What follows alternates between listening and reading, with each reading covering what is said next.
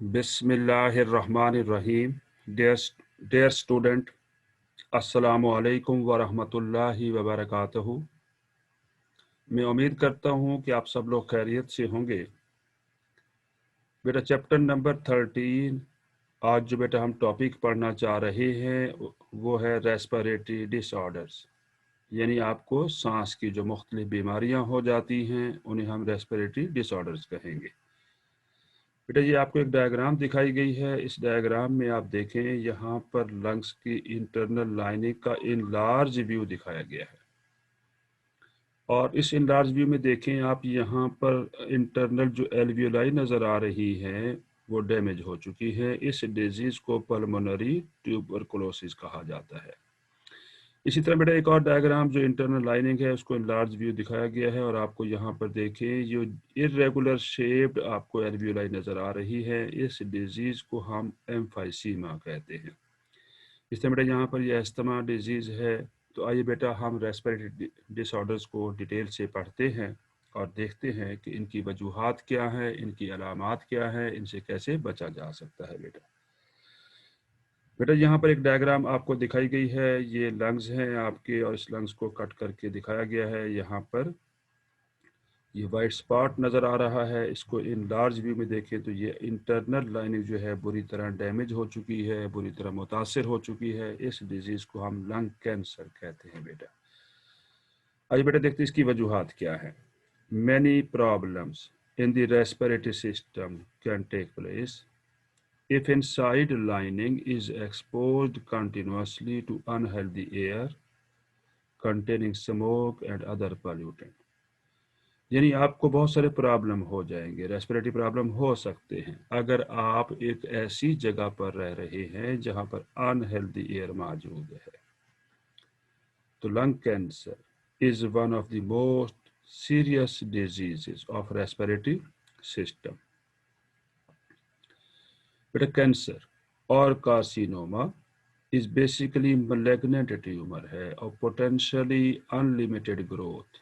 malignant का मतलब क्या है? जिसकी अनलिमिटेड ग्रोथ हो रही है। और दैट एक्सपेंड्स यानी दैट सेपरेट्स, जो बिखर जाता है, फैल जाता है लोकली बाय इनवेयर एंड सिस्टेमिकली बाय मेटास्टेसिस। और पूरे सिस्टम में, रेस्पिरेटरी सिस्टम में मेटास्टेसिस यानी स्प्रेडिंग ऑफ कैंसर हो जाएगी। अब बेटा देखते हैं कैंसर क्या करता है, फिर क्या वजह, क्या इसका प्रॉब्लम हो जाएगा, क्या मतलब ये रुकावट बनेगा हमारे लिए, कौन सा मसला पैदा करेगा। आइए बेटा देखते हैं। Cancer can occlude, occlude block कर देना, रेस्पिरेटरी पैसेजेस को ब्लॉक कर देगा। As the tumour replaces lung tissue, lung tissue को रिप्लेस कर देता है कैंसर। बेटा बेटा इसकी वजूहात देखते हैं क्या है। स्मोकिंग, जैसे कि मैं पहले बता चुका हूँ, स्मोकिंग जो है मेजर काज ऑफ कैंसर है। बेटा तो smoking specially in young adults is the most potential threat of lung cancer, lung cancer का सबब बनता है। बेटा बेटा ये आपको एक डायग्राम और दिखाई गई है। यहाँ पर देखें कि इस जगह पर इंटरनल लाइनिंग में ये आपको स्पॉट नज़र आ रहा है। ये स्पॉट का देखें साइज इंक्रीज हो गया। दरअसल ये क्या है? कार्सिनोमा है। बेटा अब बेटा देखते हैं क्या वजह है, कौन सा इसका कॉजेटिव एजेंट है कैंसर का। The chances of lung cancer are 10 times more in those person। कितने टाइम बेटा? 10 टाइम्स मोर हो जाते हैं, बढ़ जाते हैं कैंसर के चांसेस। उन लोगों में बढ़ जाएंगे वो स्मोक, जो स्मोक करते हैं यानी स्मोकिंग कर रहे हैं, या फिर बेटा और लिव और रहते हैं in smoky and congested area as compare to those who do not smoke. बनस्बत उन लोगों के जो स्मोक नहीं करते, उनमें कैंसर के चांसेस कम हैं। लेकिन जो स्मोक कर रहे हैं 10 टाइम चांसेस उनके बढ़ जाते हैं। मोस्ट इंपॉर्टेंट MCQ है, आपसे पूछा जा सकता है। अब बेटा it is now estimated that 90% of lung cancer is caused by smoking, smoking की वजह से होता है। बेटा रिसेंट रिसर्च, अभी रिसर्च जो की गई है बेटा recently, indicates that more than 10 compounds of tar of tobacco smoke are involved in causing cancer। तकरीबन 10 किस्म के मुख्तलिफ कंपाउंड्स हैं जो तंबाकू में मौजूद है और वो स्मोक के अंदर मौजूद होते हैं जो कैंसर काज करने का सबब बनते हैं।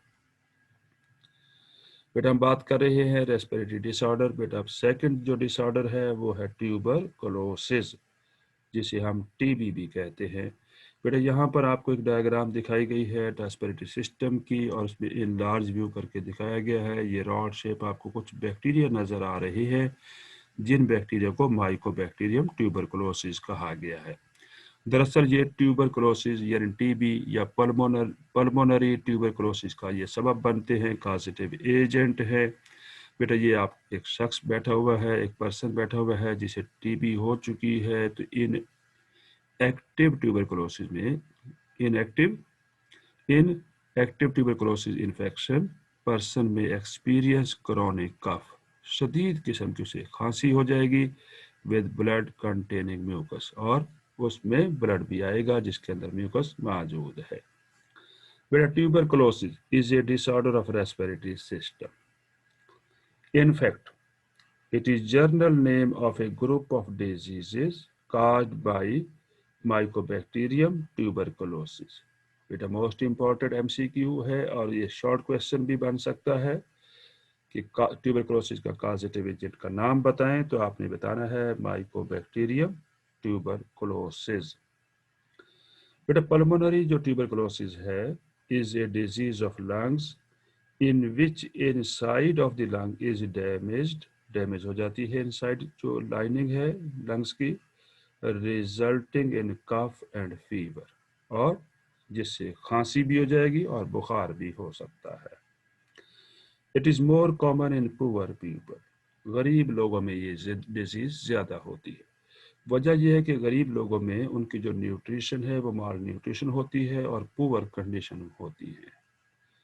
बेटा malnutrition and poor living condition facilitate कर रहा है, यानी ये बढ़ा रहा है, किसको बढ़ा रहा है, माइकोबैक्टीरियम टू ग्रो, कि माइकोबैक्टीरियम जो है ये जो बैक्टीरिया है ये ग्रो करता रहे। अब जब ये ग्रो करेगा तो डिजीज के चांसेस बढ़ जाएंगे।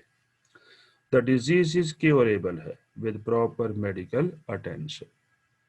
इट इज कंटेजियस डिजीज है। कंटेजियस का मतलब है ये डिजीज सेपरेट होगा from one person to another person through contact. अगर कॉन्टैक्ट है तो उसे ये डिजीज ट्रांसफर या ट्रांसमिट होता रहेगा।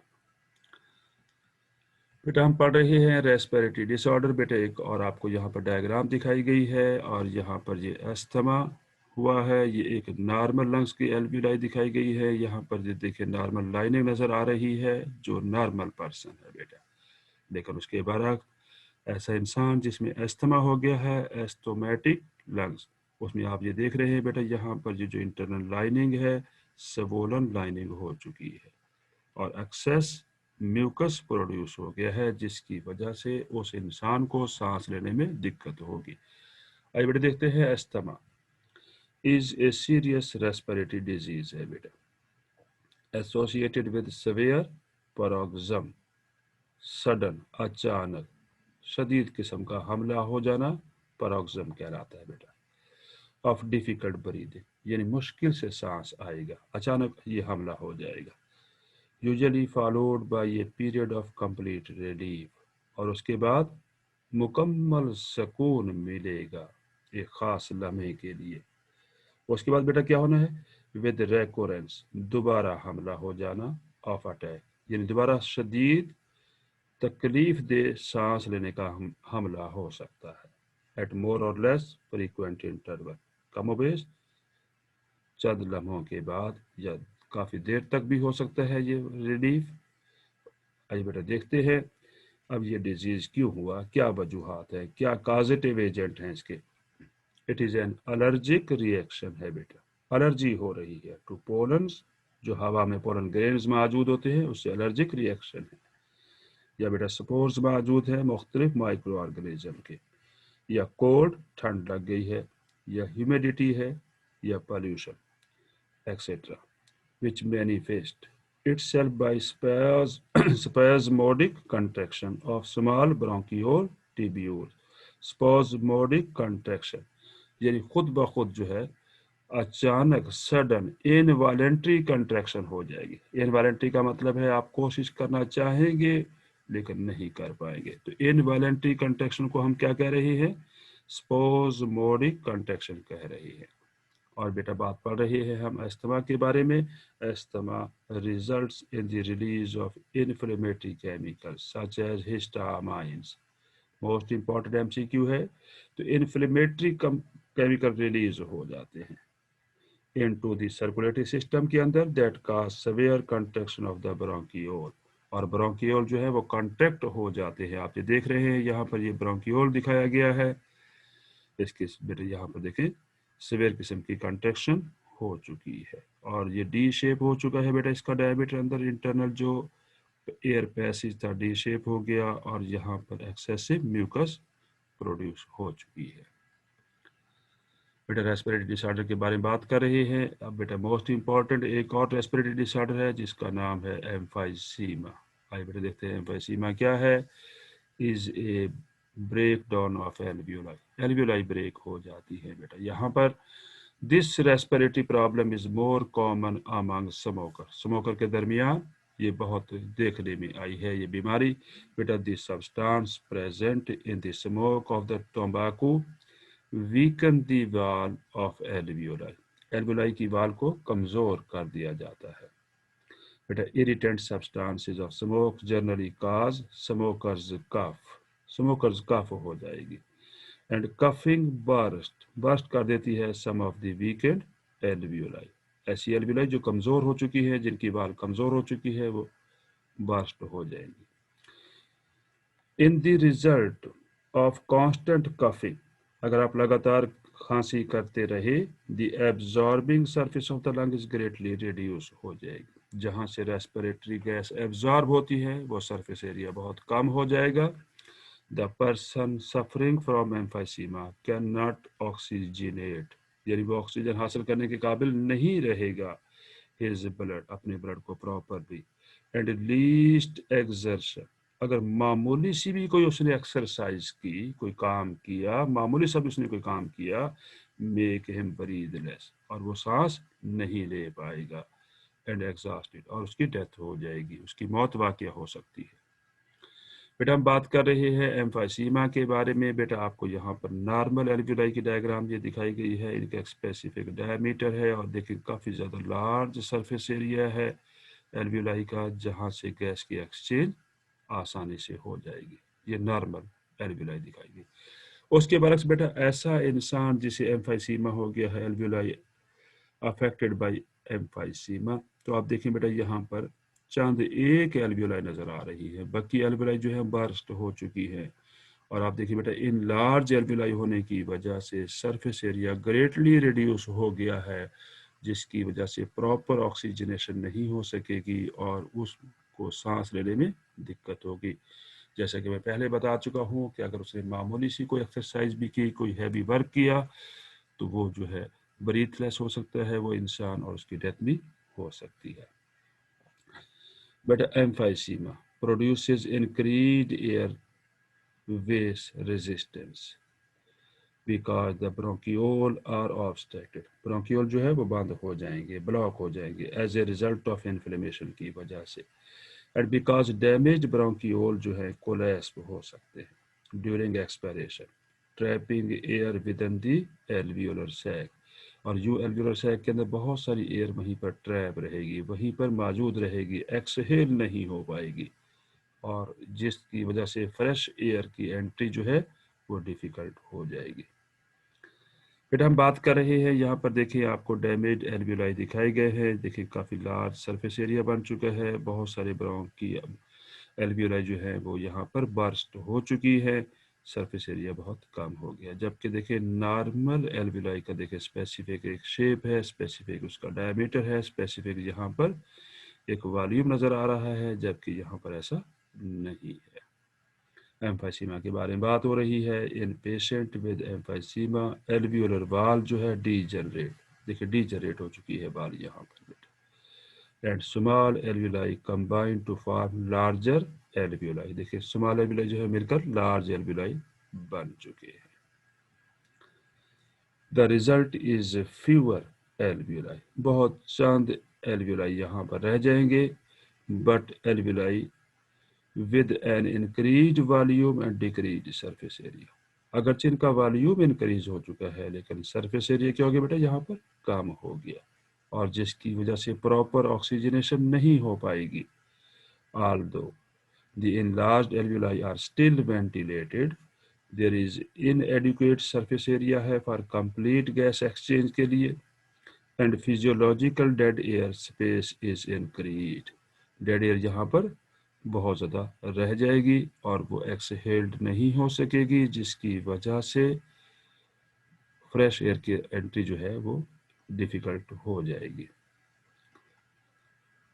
Thank you very much for watching my lecture बेटा। लेकिन एक बेटा बात याद रखिए कि मेरे यूट्यूब चैनल को ज़रूर सब्सक्राइब कीजिए ताकि हर नई आने वाली वीडियो या लेक्चर आपको मिल सके और आप उससे मुस्तफ़ीद हो सके। हमारा नस्बुल इल्म आपकी कामयाबी। अल्लाह हाफिज़।